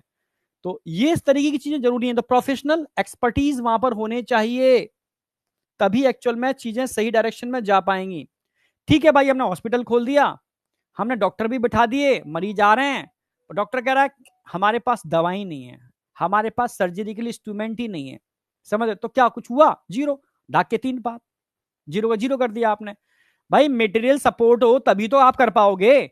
तो 3 चीजें बहुत इंपॉर्टेंट रोल प्ले करती हैं, एक तो इंफ्रास्ट्रक्चर, प्रोफेशनल एक्सपर्टी और मेटेरियल सपोर्ट। अगर मेटेरियल सपोर्ट नहीं है तो सब बेकार है, समझ रहे हो? तो सक्सेसफुल इंप्लीमेंटेशन के लिए, क्लियर है बिल्कुल, infrastructure, professional expertise and material support होना चाहिए। क्लियर है? इससे क्या फायदा होगा? अब ग्रामीण क्षेत्रों के अंदर नॉर्मल क्या जनरल प्रॉब्लम क्या होती है, ठीक है, जनरल प्रॉब्लम देखोगे क्या क्या मिलेंगी? प्रेगनेंसी, भाई हर कोई बेबी कंसीव कर रहा है, गांव हो देहात हो, ठीक है, मतलब कई जगह तो ऐसी है जैसे गांव में कहीं कुछ क्लिनिक ही नहीं है, गांव से 10 किलोमीटर दूर कस्बा बना हुआ है, वहां वो क्लिनिक है। आप सोचो, अगर कोई प्रेग्नेंट है और लिवर पेन इंड्यूस हो रहे हैं तो 10 किलोमीटर ले जाने के लिए भी कच्चा रास्ता, बैलगाड़ियां चलती थी उस समय, याद है मुझे, ठीक है। 3 किलोमीटर का हमारे गांव का रास्ता होता था, सड़क तक पहुंचने के लिए बैलगाड़ी पर आना पड़ता था। बैलगाड़ी समझते हो ना, इंजन नहीं होता था, लकड़ी की गाड़ी, उसमें 2 बैल लगा देते थे, तो बैल धीरे धीरे धीरे धीरे धीरे धीरे, सोचो 3 किलोमीटर का रास्ते को आप कम से कम 40-50 मिनट में कवर कर रहे हो, 3 किलोमीटर मात्र, जब बैलों को भगा भगा के लेके जा रहे हैं, ठीक है। तब सड़क तक पहुंचते थे, सड़क पर वो गाड़ियां आती थी, गाड़ियां बिठा करके तब आप कस्बे तक जाते थे, ठीक है, तब जाकर के वो इलाज होता था, ठीक है। तो आप समझ, ऐसी स्थिति में तो खतरनाक कंडीशन हो जाएंगी, ठीक है। तो क्या क्या प्रॉब्लम आ रही है? प्रेगनेंसी, डिलीवरी बहुत बड़ी समस्या है, एसटीडी, गांव के सीधे साधे लोग तो जानते नहीं एसटीडी होती क्या है, ठीक है, अगर बीमार हो जाएंगे, समझ रहे हो, किसी को बता ही नहीं पाएंगे वो तो, ठीक है। Delivery, STD, sexually transmitted disease, ठीक है, एबॉर्शन, ठीक है, बेबी कंसीव कर लिया, अबॉर्ट तो कराना जानते ही नहीं है, वो कहां जाएंगे अबॉर्ट कराने के लिए, शर्म की वजह से मर जाएंगे वो, ठीक है। समझ, कॉन्ट्रासेप्शन, वो जानती नहीं है कि क्या क्या मेथड है, क्या क्या चीजें यूज होती हैं। तो प्रोग्राम के लोगों ने जगह जगह हॉस्पिटल खोले, तो लोग जाते हैं, जो लेडीजें होती हैं वो ग्रामीण क्षेत्रों में, वहां की जो लेडीजें होती हैं घरों में, उनसे मिलती हैं, उनको अवेयर कराती हैं चीजों के बारे में, समझ रहे हो? तो उस समय लोग घूंघट, समझ कि बड़ा मतलब टिपिकल चैलेंज है भाई गवर्नमेंट का, ये इतना आसान नहीं है, ठीक है। मैं उस समय की बात कर रहा हूं जब टेलीविजन नहीं हुआ करते थे, ठीक है, और आज भी कई गांव ऐसे हैं जहां वास्तव में चैलेंजेस हैं, ठीक है। इसके अलावा menstrual problems, infertility, infertility etcetera, ये कॉमन प्रॉब्लम्स हैं। इन कॉमन प्रॉब्लम्स के लिए infrastructure, professional expertise, material support चाहिए ही चाहिए, तभी आप सक्सेसफुल इंप्लीमेंटेशन कर सकते हो, नहीं तो भाई पॉसिबल नहीं है। आई या नहीं आई? सक्सेसफुल इंप्लीमेंटेशन तक समझ में आया कि गवर्नमेंट को क्या इस प्रोग्राम में ऐड किया है सक्सेसफुल इंप्लीमेंटेशन के लिए? एड्स एंड एसटीडी में क्या डिफरेंस है? एसटीडी सेक्सुअली ट्रांसमिटेड डिसीज है, उसमें एक प्रकार है AIDS, acquired immuno deficiency syndrome, समझ रहे हो, उसी का एक मतलब समझ रहे हो, एक एग्जांपल है एसटीडी, समझ रहे हो ना? हाँ, क्लियर, हाँ चलो क्लियर है बीएमएस सर। अब बात आती है इंप्लीमेंटेशन हो गया, क्या इतना सफिशियंट है? ना, सफिशियंट नहीं है। आपको समय समय पर नई नई रिसर्च करने पड़ेंगी, नई नई चीजें लाने पड़ेंगी, नए नए कॉन्ट्रासेप्टिव मेथड्स लाने पड़ेंगे। आप समझ रहे हो, एक ही चीज से थोड़ा काम चलेगा, समझ रहे हो? हाँ बेटा, टाइम टाइम पर चीजें को रिसर्च करनी पड़ेगी, ठीक है, तब वो चीज जरूरी है, ठीक है। तो आगे जाकर के क्या था? इंप्लीमेंटेशन ऑफ बेटर टेक्निक, ठीक है। अब एक टेक्निक नो डाउट साइंटिस्टों ने लेकर के भी है, एमनियोसेंटेसिस, टेक्निक का नाम था एमनियोसेंटेसिस। ये बहुत बड़ी कारगर टेक्निक थी, क्योंकि अगर कोई पेरेंट्स लेट एज में मैरिज हो रही है कहीं पर, तो एबनॉर्मल बेबी होने की प्रोबेबिलिटी बढ़ जाती थी, ठीक है। और अगर बेबी एबनॉर्मल हो जाता है, उसमें कोई ना कोई सिंड्रोम खतरनाक होता है, तो उसका लालन पालन इतना आसान नहीं है भाई, ठीक है। तो ऐसे बच्चों को समय से पहले अगर आइडेंटिफाई कर लो कि हाँ भाई ये बेबी एबनॉर्मल है, तो उसको अबॉर्ट करा दिया जाए, ज्यादा बेटर है, ऐसा गवर्नमेंट कहती है। ठीक है, तो इसके लिए साइंटिस्टों ने टेक्निक खोजी, एमनियोसेंटेसिस। एमनियोसेंटेसिस समझना, एमनियोसेंटेसिस क्या होती है? एमनियोसेंटेसिस बस समझो। ठीक है, ये क्या करते हैं? Perform during pregnancy to obtain amniotic fluid test. इससे हम क्या पता लगाते हैं? क्रोमोजोमल एबनॉर्मेलिटी, क्रोमोजोमल एबनॉर्मेलिटी का पता लगाते हैं। ठीक है, फीटस को कोई इंफेक्शन तो नहीं है, इसका पता लगा लेते हैं इस टेक्निक के थ्रू। क्रोमोजोमल एबनॉर्मेलिटी और फीटस के इंफेक्शन का हम पता लगा सकते हैं इस टेक्निक के थ्रू, समझना। ठीक है, पहले टेक्निक समझाता हूं मैं, तब आगे पढ़ाऊंगा। ठीक है, ये टेक्निक करते क्या है? टेक्निक के अंदर अगर यूट्रस के अंदर कोई फीटस है, तो आप जानते हो फीटस धीरे धीरे बढ़ता है, तो इसके स्किन के सेल इस फ्लूइड में ही इकट्ठे होते रहते हैं। जो स्किन के सेल होंगे टूट टूट के इस फ्लूइड में ही तो इकट्ठे हो जाएंगे, इसको एमनियोटिक फ्लूइड बोलते हैं। अभी ह्यूमन रिप्रोडक्शन पढ़ाया मैंने आपको। एमनियोटिक फ्लूइड में ही ये सेल्स इसके बॉडी के ब्रेक होकर के यहां पर एक्यूमुलेट होते रहते हैं।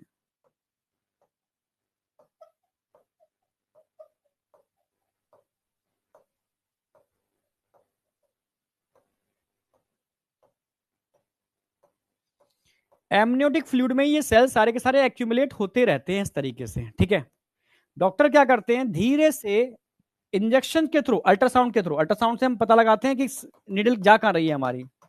ठीक है, इंजेक्शन के थ्रू फ्लूइड को सक कर लेते हैं। ये एमनियोटिक सेल भी इस फ्लूइड में आ गए।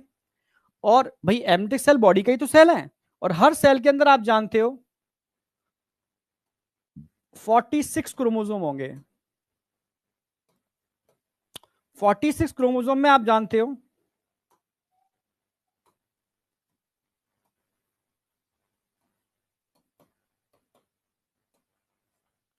44 तो ऑटोसोम होंगे, और एक्स एक्स या एक्स वाई सेक्स क्रोमोसोम होंगे। टोटल 46 हो गए। तो इससे क्या हुआ भाई? टेक्निक बनाई गई थी क्रोमोसोमल एबनॉर्मलिटी पता करने के लिए। हमने एमनियोटिक फ्लूइड से इन सेल्स को निकाला, सेल्स को निकाल करके इनमें क्रोमोसोम की स्टडी की, क्या कोई एबनॉर्मलिटी तो नहीं है क्रोमोसोम के अंदर? अगर क्रोमोसोम के अंदर कोई एबनॉर्मलिटी है तो बच्चा भी तो एबनॉर्मल हो जाएगा। हम नहीं चाहते कोई बेबी एबनॉर्मल हो। ठीक है, तो अगर एबनॉर्मल बेबी है, इन क्रोमोसोम से आइडेंटिफाई हो रहा है, समझना मेरी बात, तो उसको अबॉर्ट करा देना ज्यादा समझदारी का काम है, ऐसा गवर्नमेंट ने कहा। ठीक है, तो ये टेक्निक कहा जाता है एमनियोसेंटेसिस, जिसमें एमनियोटिक फ्लूइड के थ्रू आप क्रोमोसोमल एबनॉर्मलिटी को आइडेंटिफाई कर सकते हो। किस वीक में सेफ है भाई? 14 से 18 वीक ये सेफ है। इससे ज्यादा आप करते हो और बच्चा एबनॉर्मल है तो अबॉर्ट कराओगे तो मदर के लिए भी डेंजरस है। तो सेफ 14 से 18 वीक तक की जो टाइम लिमिटेशन है, इसमें करा लो तो ज्यादा सेफ। ठीक है, सेफ है। किस भाई किस टाइप की क्रोमोसोमल एबनॉर्मलिटी? डाउन सिंड्रोम, इस टेक्निक से आप आइडेंटिफाई कर सकते हो। हीमोफीलिया, आप इस टेक्निक से पता लगा सकते हो। सिकल सेल एनीमिया, इस टेक्निक से पता लगा सकते हो। मस्कुलर डिस्ट्रॉफी जो आज की डेट में बड़ी खतरनाक है। ठीक है, बहुत सारे इसके केस देखने को मिल रहे हैं मस्कुलर डिस्ट्रॉफी के बच्चों के अंदर। ठीक है, इसका इंजेक्शन भी बनाया है साइंटिस्टों ने, लगभग कुछ करोड़ रुपए इसकी कीमत है। ठीक है, 5 करोड़ या कितना। ठीक है, पर उस शर्त है वो इंजेक्शन जन्म लेने के 1 साल के अंदर अंदर लग जाना चाहिए, तो वो कारगर है। और 1 साल से ऊपर निकल रहा है तो वो कारगर भी नहीं है मस्कुलर डिस्ट्रॉफी का। ठीक है, तो सब जेनेटिकल डिसऑर्डर है, तो इनका समय से पहले पता लग जाना बहुत जरूरी है, जिससे कि उनका ट्रीटमेंट भी पॉसिबल है। नहीं तो ट्रीटमेंट भी पॉसिबल नहीं है, समझ रहे हो? तो इस टेक्निक का बहुत उपयोग है इसके अंदर, मतलब पता लगाने के लिए। पर लोगों ने क्या किया? इसको दुरुपयोग किया। दुरुपयोग क्या किया? इसका मिसयूज। ठीक है, इसका मिसयूज क्या किया? क्योंकि इससे आप सेक्स क्रोमोसोम को भी तो आइडेंटिफाई कर रहे हो। भाई आप ये भी पता लगा लोगे लड़का है कि लड़की। आप समझ रहे हो? लड़की है मार दो कोख में ही, लड़का है तो भाई लड्डू बढ़ जाने दो। ठीक है, डॉक्टर को भी देंगे 4-5 लाख रुपए, समझना। तो डॉक्टर को भी लालच आ जाता है कि लड़का बता दिया तो ठीक है, लड़की बता दी तो, समझ रहे ना मेरी बात? तो बड़ा झंझट है इसके अंदर। ठीक है, तो इसका दुरुपयोग लोगों ने किया। क्या मिसयूज किया? कि लड़की है तो मार दो, इसलिए इसका मिसयूज किया हुआ। It is being used to kill the normal female foetus. जो नॉर्मल फीमेल फीटस थे उनका मारने का सिलसिला चालू हो गया। इसको समझ रहे हो ना मेरी बात? फीमेल फिटिसाइड के केस बढ़ने चालू हो गए, ठीक है, इस टेक्निक से। तब इसी प्रोग्राम में इसको लीगली किया, लीगली बैन किया कि अगर कोई डॉक्टर किसी भी अल्ट्रासाउंड टेक्निक, किसी भी या एमनियोसेंटेसिस टेक्निक के थ्रू किसी भी बच्चे के सेक्स को डिटरमाइन करता है और पाया गया, तो उसको पनिशमेंट मिलेगा, जेल तक होगी, ठीक है, और पेरेंट्स को भी जेल होगी, पनिशमेंट मिलेगा, ठीक है। तो इसको statutory ban on the amniocentesis, संवैधानिक तरीके से इसको बैन किया गया एमनियोसेंटेसिस को। किसके लिए? सेक्स डिटर्मिनेशन के लिए। एमनियोसेंटेसिस को क्रोमोसोमल एबनॉर्मलिटी आइडेंटिफाई करने के लिए बैन नहीं किया गया, बच्चा कंफ्यूज रहता है। एमनियोसेंटेसिस को सेक्स डिटर्मिनेशन के लिए बैन किया गया कि आप इस टेक्निक का यूज सेक्स डिटर्मिनेशन में नहीं करोगे, हाँ क्रोमोसोमल एबनॉर्मलिटी में करोगे, ठीक है, इसका मिसयूज नहीं करोगे, ठीक है। टू लीगली चेक इंक्रीज, किसको रोक रहा है? इंक्रीज, जो बढ़ते हुए फीमेल फिटिसाइड के केस हैं उनको रोकने के लिए इस गवर्नमेंट के प्रोग्राम ने ही इसको लीगली बैन किया। समझ रहे हो? स्टैट्यूटरी बैन, संवैधानिक तरीके से इस पर प्रतिबंध लगाया। समझ में आया नहीं आया? हाँ, समझ रहे हो? इसके अलावा जो आरसीएच है वो मैसिव इम्यूनाइजेशन पर भी काम करता है, जो तुम देखते हो ना पूरे देश में, ठीक है, इम्यूनाइजेशन प्रोग्राम, ठीक है, पल्स पोलियो अभियान, ठीक है, हर बच्चे को वैक्सीन की गवर्नमेंट सुविधा दे रही है, वो इस आरसीएच के वजह से ही दे रही है, मैसिव, बड़े लेवल पर इम्यूनाइजेशन, ठीक है। And some programme that merit mention in this condition, ठीक है। तो एमनियोसेंटेसिस समझ में आया, इंप्लीमेंटेशन ऑफ बेटर टेक्निक, तो जगह जगह हम टाइम पर आते जा रहे हैं और नई नई टेक्निक को खोज करके इसमें इंप्लीमेंटेशन कराते जा रहे हैं। तो एमनियोसेंटेसिस उसी का एक परिणाम है, पर उसका मिसयूज बहुत हुआ सेक्स डिटर्मिनेशन के अंदर, और फीमेल फिटिसाइड के केस बढ़ने चालू हो गए। तभी इस प्रोग्राम ने इसको संवैधानिक तरीके से प्रतिबंध लगाया, बैन किया कि भाई इसको आप मिसयूज नहीं करोगे, ठीक है, किसी भी फीमेल, नॉर्मल फीमेल बेबी का, आप समझ रहे हो ना मेरी बात, एबॉर्शन नहीं करा सकते। तो अब समझ में आया नहीं आया? सारे क्वेश्चन बनेंगे। इंप्लीमेंटेशन, मैसिव इम्यूनाइजेशन, एमनियोसेंटेसिस किसके लिए यूज करते हैं, कौन कौन से क्रोमोसोमल एबनॉर्मलिटी हैं जहां पर एमनियोसेंटेसिस का यूज होता है, डाउन सिंड्रोम, 4 ही याद रख लो, muscular dystrophy, sickle cell anaemia और हीमोफीलिया, इनके लिए इसको हम करते हैं। मिसयूज क्या है? नॉर्मल फीमेल फीटस की डेथ, फिटिसाइड की केस का बढ़ना। कब तक सेफ है? ठीक है, आप बोल सकते हो 14 से लेकर 18 वीक तक सेफ है। और ये थोड़ा मैंने डायग्रामेटिकली बताने की कोशिश की है कैसे करते हैं एमनियोसेंटेसिस। अब बताओ यहां तक किसी को कोई डाउट शाउट है? सक्सेसफुल इंप्लीमेंटेशन के साथ साथ, ठीक है, आपको एडवांस और बेटर टेक्निक भी इसमें ऐड करने पड़ेंगे। यहां तक कोई डाउट? बिल्कुल, एनसीईआरटी की तो मैं एक एक लाइन क्रिस्टल क्लियर करा दूंगा, बहुत स्टोरी की फॉर्म में, बस तुम समझो इस चीज को, ठीक है। अरे छुट्टी कौन है? ये छुट्टी वाला, हाँ वही बच्चा है, एक ही बच्चा है छुट्टी। चलो, यहां तक समझ में आया? इतना समझ में आ गया कि आरसीएस काम कैसे कर रहा है, आरसीएस के अंतर्गत आता क्या क्या है। हमने फैमिली प्लानिंग प्रोग्राम जो आरसीएस बनाया मॉडिफाई करके, ये कहां काम कर रहा है? कहां दिखता तो है ही नहीं सर, अब दिख रहा है ना, अब दिख रहा है। इतना ही नहीं, साइंटिस्ट जो हैं वो बहुत सारे और भी काम कर रहे हैं, और भी काम कर रहे हैं, ठीक है। अगर साइंटिस्टों की बात करूं तो साइंटिस्ट इसके अंदर कॉन्ट्रासेप्टिव डिवाइस बना रहे हैं नए नए, ठीक है। देखो उस समय माला डी, माला एन के नाम से कॉन्ट्रासेप्टिव टैबलेट्स आते थे, ठीक है, उस जमाने में, ठीक है। जगह जगह गवर्नमेंट हॉस्पिटल्स की बड़ी बड़ी दीवारों पर बड़े बड़े बैनर्स, ठीक है, माला डी, माला एन। पर अचानक से एक बाढ़ आई कैंसर की, स्पेशली ब्रेस्ट कैंसर की, ठीक है, फीमेल्स के अंदर बहुत सारी फीमेल्स की डेथ हुई, ठीक है। तब बाद में मालूम पड़ा कहीं ना कहीं ये कॉन्ट्रासेप्टिव जो पिल्स थे ये इसके लिए रिस्पॉन्सिबल थे। तो क्योंकि वो स्टेरॉयडल थे सारे के सारे, क्योंकि इनके अंदर क्या थे? सेक्स हार्मोन थे। तो स्टेरॉयडल, अब स्टेरॉइड्स को बॉडी में ज्यादा लिमिट से ज्यादा दोगे तो वैसे भी नुकसान करते हैं। सोचो इन गोलियों को तो रोज खाना पड़ता है, स्टेरॉयडल गोलियों को, तो आदमी को तो दिक्कत होगी ना, आदमी का मतलब जो इंसान को, ठीक है, दिक्कत होगी ना। तो सीधी सी बात है, फिर इन साइंटिस्टों ने, स्पेशली इंडिया के साइंटिस्टों ने, स्पेशली यूपी के साइंटिस्टों ने, यूपी में भी Lucknow, CDRI, central drug research institute Lucknow, समझना ये बहुत पूछा जाता है, एक ओरल कॉन्ट्रासेप्टिव बनाई सहेली के नाम से, एक ओरल कॉन्ट्रासेप्टिव बनाई सहेली के नाम से फीमेल्स के लिए, ठीक है। कहां, किन साइंटिस्टों ने? Central drug research institute CDRI Lucknow के साइंटिस्टों ने, जिसका नाम क्या था? सहेली। सहेली के नाम से बड़ी फेमस हुई सहेली। खास क्या बात है सहेली की? सहेली की खास बात है ये नॉन स्टेरॉयडल है, क्योंकि इससे पहले जितनी भी कॉन्ट्रासेप्टिव टैबलेट्स चल रहे थे, माला डी, माला एन, ये वो, ठीक है, सब स्टेरॉयडल थे, सबके अंदर सेक्स हार्मोन थे, समझ रहे हो, लाइक एस्ट्रोजन, प्रोजेस्टेरोन, जिनका साइड इफेक्ट तगड़ा है। साइड इफेक्ट तो सबका है वैसे, ठीक है, पर उनका साइड इफेक्ट बहुत तगड़ा था, ब्रेस्ट कैंसर, ठीक है। तब सहेली लॉन्च किया, जो पूरी दुनिया में फेमस हुई, ठीक है, क्योंकि नॉन स्टेरॉयडल है। कैसी है? नॉन स्टेरॉयडल, समझो। अगर मैं सहेली की बात करता हूं, सहेली कैसी है बेटा? नॉन स्टेरॉयडल है, नॉन स्टेरॉयडल, स्टेरॉइड्स नहीं है इसके अंदर, नॉन स्टेरॉयडल।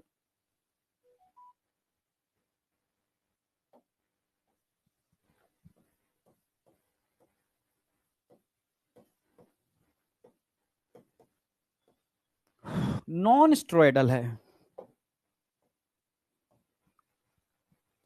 नॉन स्टेरॉयडल है सहेली, नॉन स्टेरॉयडल है। क्लियर है बिल्कुल? सहेली नॉन स्टेरॉयडल है, पहली बात। इसमें स्टेरॉइड्स नहीं है, इसके अंदर एक केमिकल मिलता है सेंट क्रोमिन। इसमें क्या मिलता है? सेंट क्रोमिन।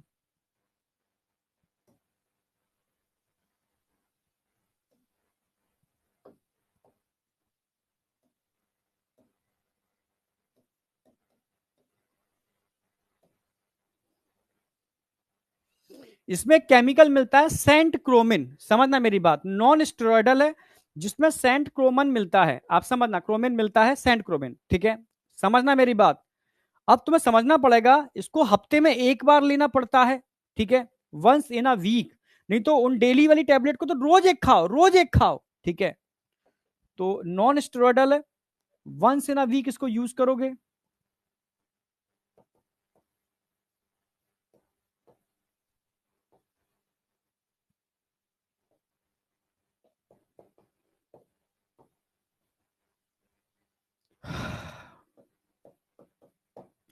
हफ्ते में एक बार लेना है, आप समझ रहे हो? हाँ, used once in a week, हफ्ते में सिर्फ एक बार।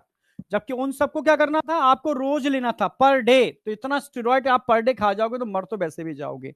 और नॉन स्टेरॉइडल है, सेंट क्रोमिन नाम का इसके अंदर केमिकल है, ठीक है। क्या करती है? प्रिवेंट करती है इम्प्लांटेशन। सबसे क्वेश्चन आएंगे, ये कैसे कॉन्ट्रासेप्टिव का काम करती है? प्रिवेंट करती है, प्रिवेंट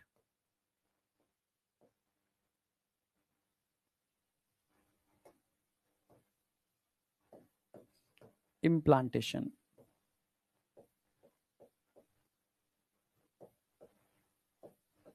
सर कैसे प्रिवेंट करती है इम्प्लांटेशन को? समझाता हूं। अब देखो, नॉर्मल केस में क्या होता है, मान लो ये एंडोमेट्रियम है, एंडोमेट्रियम पर रिसेप्टर्स होते हैं, ये रिसेप्टर है, एस्ट्रोजन रिसेप्टर है।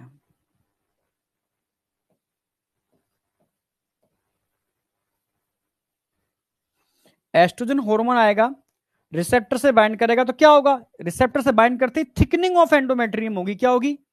Thickening of endometrium. तो एंडोमेट्रियम धीरे धीरे बनना चालू होगी, thickening of endometrium, thickening of endometrium.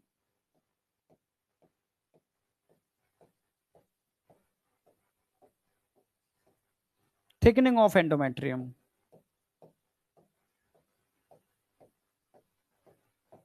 समझना। ये एस्ट्रोजन क्या काम कर रहा है? Thickening of endometrium.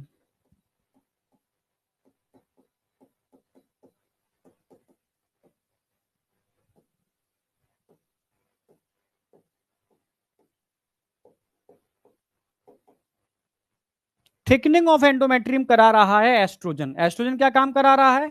Thickening of endometrium, समझ रहे हो? और अगर आपने ये गोली दे दी, इसमें सेंट क्रोमिन है, तो सेंट क्रोमिन क्या काम करता है? सेंट क्रोमिन ये एस्ट्रोजन रिसेप्टर को ही चेंज कर देता है, मॉडिफिकेशन या मॉड्यूलेशन, ठीक है। ये एस्ट्रोजन रिसेप्टर को ही मॉडिफाई कर देगा, आप समझ रहे हो ना मेरी बात? हाँ, modification of oestrogen receptor, modification कर देगा। क्या काम करता है?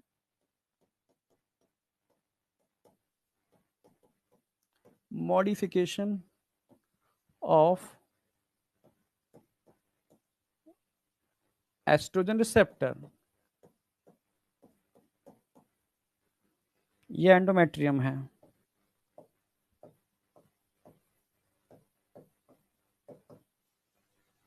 तो सोचो, अगर आपने सेंटक्रोमिन खाया, सहेली खाई, तो सहेली खाने से क्या होगा? सहेली खाते ही आपके एस्ट्रोजन रिसेप्टर क्या कर देंगे? मॉडिफाइड हो जाएंगे। ये क्या कर देगा? एस्ट्रोजन रिसेप्टर को मॉडिफाई कर देगा।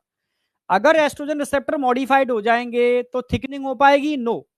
थिकनिंग ऑफ एंडोमेट्रियम क्या हो जाएगी? स्टॉप। थिकनिंग नहीं हो पाएगी, थिकनिंग ऑफ एंडोमेट्रियम नहीं हो पाएगी, और थिकनिंग नहीं होगी तो इम्प्लांटेशन नहीं होगा।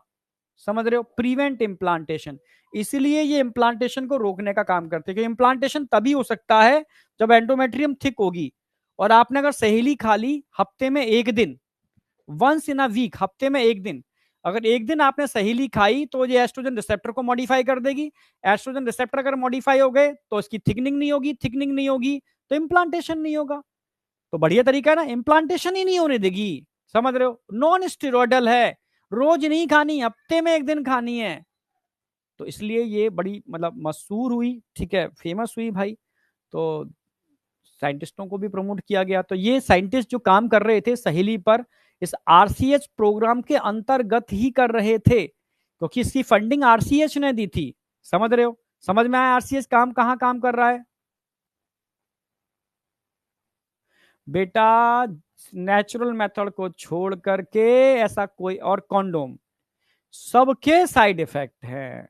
तभी तो बाद में जाकर के जब कॉन्डोम की डिस्कवरी हुई तो उसको बहुत प्रमोट किया गया। और एक्चुअल में अगर कहा जाए ना, एड्स के रुकने का मेन कारण वही था। नहीं तो एड्स बहुत बुरी तरीके से लोगों को मार रहा था, मतलब बुरी तरह से। समझ रहे हो? मतलब एड्स से होने वाली डेथ बहुत तेजी से बढ़ रही थी, ठीक है। तो नेचुरल मेथड या बैरियर मेथड, इसको छोड़ करके सबके साइड इफेक्ट है, ध्यान रखो। कोई भी केमिकल बॉडी में डाल रहे हो, साइड इफेक्ट तो है, पर गवर्नमेंट को इससे मतलब नहीं है ना। गवर्नमेंट को मतलब है कि भाई जनसंख्या रुके। समझ रहे हो? यहां तक कि तुम्हें बताऊं, चाइना ने तो मेल कॉन्ट्रासेप्टिव गैसोपिल बनाई थी, कॉटन सीड के पाउडर, और मेल्स को दिए उसको, और मेल्स में परमानेंट स्टेरिलिटी हो गई। सोचो, ठीक है, लोग मतलब गवर्नमेंट किस हद तक जा सकती हैं। समझ में आया? हाँ। तो ये समझ में आया बेटा? तो सहेली ध्यान रखना है, सारी मैंने मैकेनिज्म भी बता दी है कैसे काम करती है। वंस इन अ वीक लेते हैं, ठीक है, use once in a week, ठीक है। इम्प्लांटेशन को रोकती है, सेंटक्रोमिन केमिकल होता है इसके अंदर जो मॉडिफिकेशन कर देता है एस्ट्रोजन रिसेप्टर का। यहां तक कोई डाउट नहीं होना चाहिए, ठीक है। तो आरसीएस समझ में आया, आरसीएस कैसे काम कर रहा है, कहां काम कर रहा है, क्या क्या ऑब्जेक्टिव है, ठीक है। फाइनली आते हैं indicator of improved reproductive health of the society. क्या इंडिकेटर है, कैसे पहचानोगे कि हाँ सब कुछ सही चल रहा है? समझ रहे हो? हाँ। तो जो बातें मैंने बताई हैं उस सोसाइटी में अगर वो चीजें मतलब मिल रही हैं तो भाई हेल्थी सोसाइटी है। बेटर अवेयरनेस, इसमें क्वेश्चन नहीं आता, बस नॉलेज के लिए। Better awareness about sex related matter, aware हैं लोग। इंक्रीज नंबर ऑफ, ठीक है, मेडिकेटेड असिस्टेड डिलीवरी, दाइबा का कंसेप्ट अगर नहीं है तो, ठीक है। बेटर पोस्टनेटल केयर, ठीक है, leading to decrease maternal infant mortality rate. भाई पहले दाई माँ होते थे, कोई हॉस्पिटल जाता ही नहीं, तो हॉस्पिटल होते ही नहीं थे, तो मैटरनल और फीटल मोर्टेलिटी रेट बहुत ज्यादा था, इनके मरने की दर बहुत ज्यादा थी। Increase number of couple with small family, indicator है कि भाई काम कर रहा है। Better detection and cure of STD, काम कर रहा है। Overall increase medical facility of all sex related problem, तो भाई काम कर रहा है। जो हमने प्रॉब्लम डिस्कस की उसके लिए जो काम कर रहा है, अगर वो नहीं हो रही तो ये आरसीएच काम कर रहा है, सिंपल सी बात। समझ में आया नहीं आया? यहां तक समझ में आया या नहीं आया? अरे अब सहेली एली कोई नहीं लेता, एक जमाने की बातें बता रहा हूं मैं, ठीक है। अरे सब पर क्वेश्चन भर भर के बनते हैं, ठीक है, अब क्वेश्चन तुम लगाओगे तो मिल जाएंगे, ठीक है। हाँ, अब बताओ, जहां तक समझ में आ गया, ये एक प्रोग्राम हमारा कंप्लीट हो गया, ठीक है। अब नया प्रोग्राम चालू करूंगा मैं, पॉपुलेशन एक्सप्लोजन। ये अलग है, बिल्कुल ही अलग है, क्योंकि अभी मैंने बेसिक बातें की थी, ठीक है। अब बात करूंगा पॉपुलेशन एक्सप्लोजन क्या है। ठीक है, और उस पॉपुलेशन एक्सप्लोजन को कवर करने के लिए कौन कौन से कॉन्ट्रासेप्टिव मेथड या डिवाइसेस अवेलेबल हैं। समझ रहे हो? यहां तक समझ में आया नहीं आया?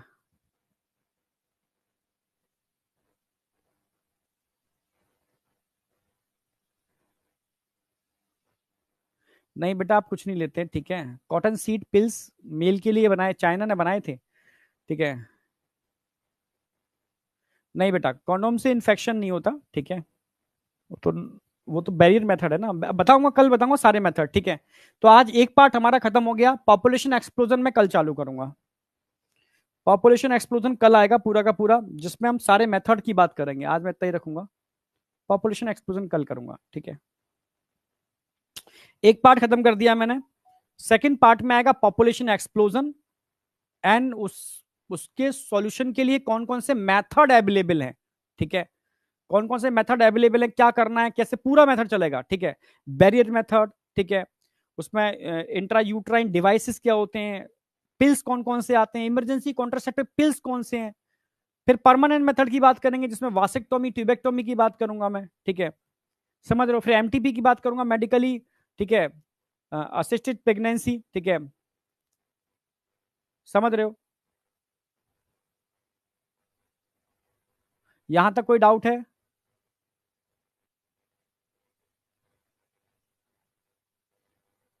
क्या कहना चाह रहे हो? तुम्हारे कमेंट पढ़ लेता हूँ। बीएमएस, ठीक है।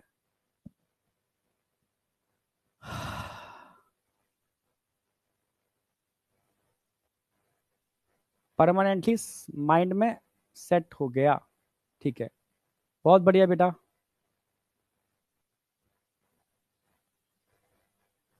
चलो ठीक है। हाँ, प्रैक्टिस शीट में इकट्ठी दे रहा हूँ, तुम टेंशन मत करो, प्रैक्टिस शीट तुम्हें देता हूँ मैं, ठीक है। चलो, यहां तक क्लियर है, तो आज मैं तय रखता हूँ, ठीक है। अब कल मिलते हैं। हाँ, कल का टाइम बता दूं मैं, ठीक है। क्योंकि कल मैं इसलिए बोल रहा हूँ, कल का टाइम थोड़ा चेंज होगा तुम्हारा, 2 से 4 रहेगा, ठीक है। क्योंकि 1 बजे तक मेरा ऑफलाइन सेंटर पे क्लास होगी, ठीक है। मैं आज से मतलब मूव कर रहा हूँ पटना, ठीक है। और कल से मैं ऑफलाइन क्लास स्टार्ट कर दूंगा धीरे धीरे करके, ठीक है। तो 1 1:30 तक मेरी ऑफलाइन क्लास रहेगी, फिर वहां से वहां तक पहुंचूंगा स्टूडियो तक, ठीक है। 2 बज जाएंगे। तो 2 से 4 मेरी क्लास रहेगी कल से, ठीक है। कल है, फ्राइडे को नहीं रहेगी, क्योंकि फ्राइडे को मेरा बड़ा सेशन लगा हुआ है 4 बजे से। तो कल रहेगी मेरी, और सैटरडे को रहेगी 2 से 4, ठीक है। और मोस्ट प्रोबेबली संडे तक शायद सर आ जाएंगे। तो मंडे से, तो फिर अगर वो मेरी क्लास स्टार्ट हुई तो मैं स्टार्ट करूंगा ये अपनी क्लास पूरी proper next week. Next week पूरा पूरा मेरा ही रहेगा, ये मान के चलो, ठीक है। नेक्स्ट वीक मेरा ही रहेगा, नो डाउट, ठीक है। ओके। सर का अगर कोई एक आध लेक्चर छूट रहा हो, बच रहा हो, तो एक बात अलग है। नहीं तो कोई चैप्टर खत्म होने वाला हो, कुछ ऐसा हो तो देख लेंगे, नहीं तो मेरा ही नेक्स्ट वीक तो मेरा ही है, तो मेरा ही रहेगा, ठीक है। तो उसकी टेंशन नहीं लेनी है। और human health and disease start कर दूंगा नेक्स्ट वीक में, ठीक है। ठीक है, 2 से 4 क्लास होगी मेरी, ठीक है, कल।